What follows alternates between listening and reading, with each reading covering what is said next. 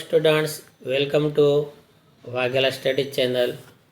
મિત્રો, આ ચેનલમાં તમે નવા હોય તો મારી ચેનલને લાઈક કરો, શેર કરો અને સબસ્ક્રાઈબ કરો. મિત્રો, તમને ખ્યાલ છે કે આપણે ગાલા અસાઇનમેન્ટનું સોલ્યુશન લઈએ છીએ.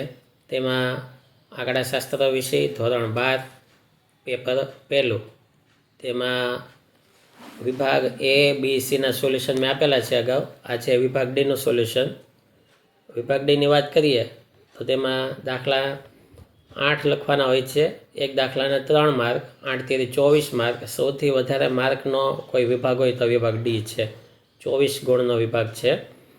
વિભાગ ડીના માર્ક ખાસ લેવા જોઈએ તમારે. તેમાં દાખલા આવશે 40થી તે 51 સુધીના દાખલા આવશે. એમાંથી તમારે 8 ગણવાના છે. હવે દાખલાને આ સોલ્યુશન આમાં મેં આપ્યા છે. હવે તો હું ફટાફટ સમજાવું, બરાબર? તો ધ્યાન આપજો. તમે ટૂંકી સમજૂતી આપીશ. જો દાખલા નંબર 40માં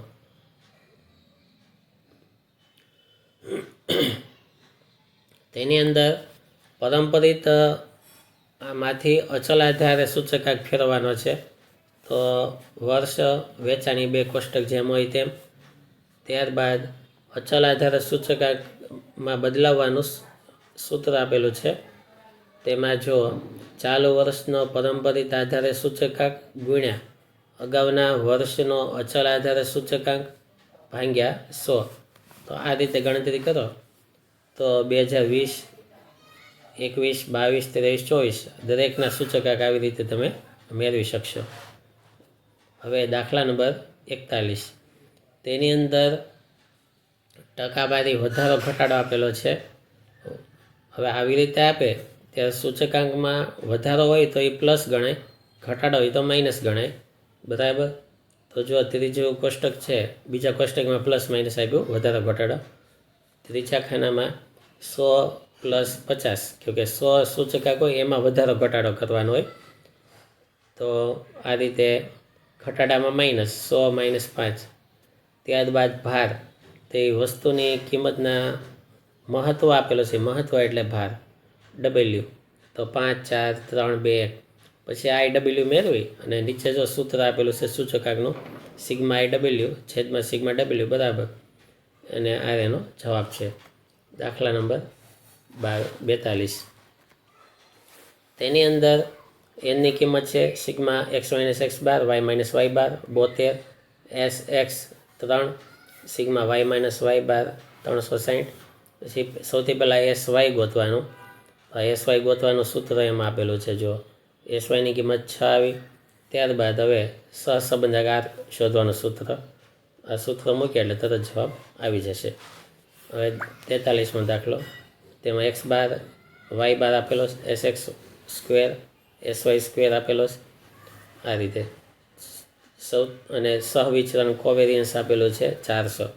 તો સૌથી પહેલાં બી ગોતવા માટેનું આ સૂત્ર છે કે -b બરાબર કોવેરિયન્સ XY છેદમાં SX સ્ક્વેર. હવે કિંમત મૂકીએ તો બીની કિંમત 16 આવે. તેના આધારે એની કિંમત લેવાની. ત્યારબાદ તેના આધારે y પરની xની નિયત સંબંધ રેખા ગોતવાની. y કેપ બરાબર a + bx. બધી કિંમત મૂકી દઈએ તો y કેપની કિંમત 660 આવશે. હવે 44મો દાખલો, તેમાં નિશ્ચાયકતાનો આંક શોધવાનો છે. તો yની x પરની નિયત સંબંધ રેખા આપેલી છે. તેના આધારે આપણે જોઈએ તો એક્સની સાથે જે જોડાયેલો હોય તેને b કહેવાય. તો b બરાબર 3 થાય. હવે રકમમાં જ છે કે SX જેમ SY બરાબર 3/10.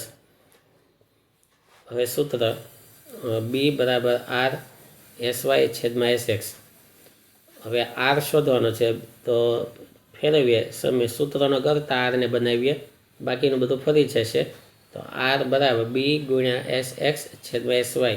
બધી કિંમત મૂકીએ તો આરની કિંમત 0.9 આવે છે. નિશ્ચયકતાનો આંક એટલે r સ્ક્વેર. r સ્ક્વેર બરાબર સ્મોલ r સ્ક્વેર બરાબર 0.9નો સ્ક્વેર 0.81. હવે 45મો, તેમાં આલેખની રીતના ગુણ લખવાના છે. તો જો 4 ગુણ લખેલા છે. પછી 46મો, તેની અંદર યાદચ્છિક પ્રયોગના લક્ષણો જણાવવાના છે.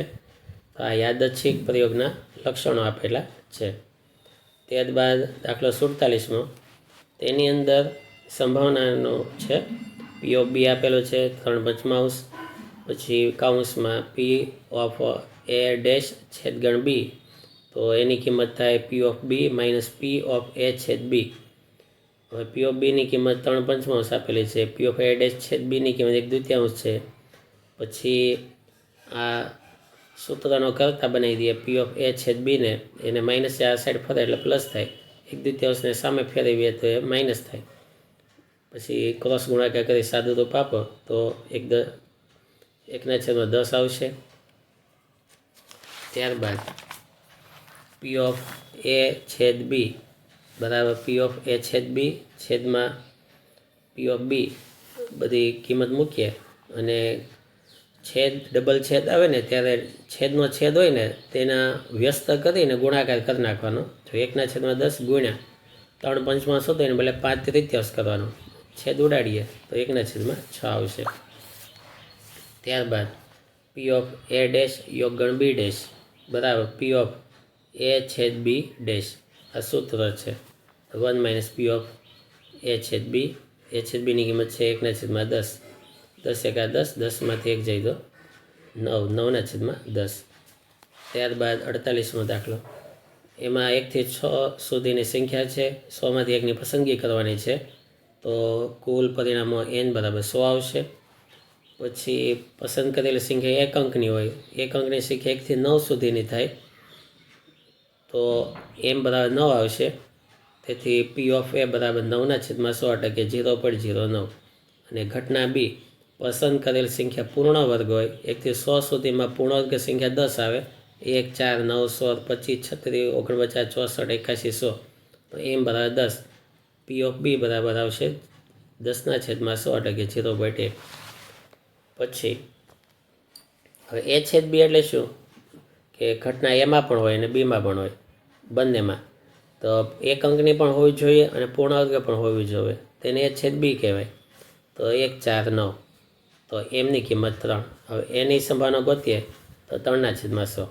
હવે એ યોગ બી એટલે શું કે પસંદ કરેલી સંખ્યા એક અંકની હોય અથવા પૂર્ણ વર્ગ હોય એમ. અથવા આવે ત્યારે એનું સૂત્ર યોગગણનું લેવાનું. પી ઓફ એ યોગ બી બરાબર P of A plus P of B minus P of A છેદ બી. બધી કિંમત મૂકીએ આપણે, જવાબ આવશે 0.16. દાખલો 49. દ્વિપદી વિતરણનો મધ્યક આપેલો છે 2. NP એટલે મધ્યકને NP કહેવાય. તો NP બરાબર 2. વિચરણને કહેવાય NPQ. NPQ બરાબર 6/5 છે. હવે Q બરાબર NPQ છેદમાં NP. NP ઉડે એટલે Q આવે. હવે Q બરાબર NPQમાં 6 હતા છેદમાં 5 × 2 એટલે 3/5 આવશે. પછી P બરાબર 1 - Q. 1 Qની કિંમત 3/5 આવી. સાદું રૂપ આપીએ એટલે Pની કિંમત 2/5 આવે. તેના આધારે NPને આ બધી કિંમત મૂકીએ તો એની કિંમત આવશે 5. પછી તેના આધારે દ્વિપદી સંભાવના વિતરણના સૂત્ર મુજબ આ સૂત્ર છે પી ઓફ એક્સ બરાબર પી ઓફ એક્સ બરાબર NCX P⁻x Q⁻n - x. પછી બધી કિંમત મૂકીએ તો આ સૂત્ર બને. અને એમાં બધી કિંમત હમણાં ગોતી તે મૂકી દઈએ તો 216/625 આવશે. પછી 50મો દાખલો. અસતત સંભાવના વિતરણ મુજબ ટોટલ સરવાળો 1 થાય બધી સંભાવનાનો. તો બધી કિંમત લઈએ 4k plus 15k plus 25k plus 5k plus k બરાબર 1. બધાને ટોટલ કરો તો 50k બરાબર 1. 50 છેદમાં જાય તો કેની કિંમત આવશે 0.012. હવે કેની કિંમત મૂકી દઈએ તો બધી કિંમત આવી રીતે આવશે. કોષ્ટક આ રીતનું બનશે. હવે એક અકસ્માત અથવા 2 અકસ્માતની સંભાવના. 1 અકસ્માત લઈએ પ્લસ 2 અકસ્માત તેની સંભાવના લઈએ તો 0.30 પ્લસ 0.50 તો 0.80 આવશે. અને દાખલા નંબર 51. 51મો દાખલો જો આ રીતે આપેલો છે બરાબર. બધા નિયમ સાકરનો નિયમ લગાડવાનો, એટલે આ એનો જવાબ થઈ ગયો. આ સેક્શન ડી ખૂબ જ અગત્યનો છે, ખાસ તૈયારી કરજો. 24 માર્ક છે, બરાબર. કાંઈ ન સમજાય તો કોમેન્ટ બોક્સમાં લખજો. Thank you very much.